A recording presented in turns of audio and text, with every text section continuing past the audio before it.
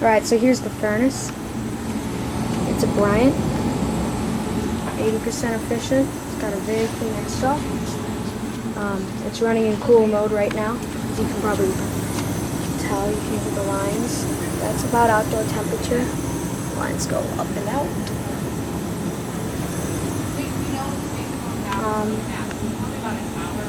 This was installed back in 1986 by the same company that installed my Lennox, so that's cool. There's one of the kitties. But, yeah. My aunt's talking. Sorry about that. Get a back shot of it. That's the return box there. That view of it. The condensate drain. It's dripping. No, not yet. It just turned on.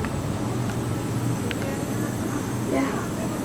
There you go. There's the coil.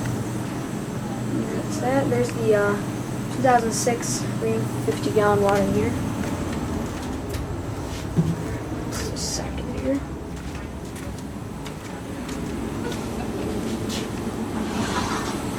There we go. I believe this is from 1985. The house was built in 1984, and the original unit died actually only 2 years after the place was built. So this is installed in place. The original homeowner told my aunt that. So here's the draft hood. Moves up. This is a 60,000 BTU input gas furnace.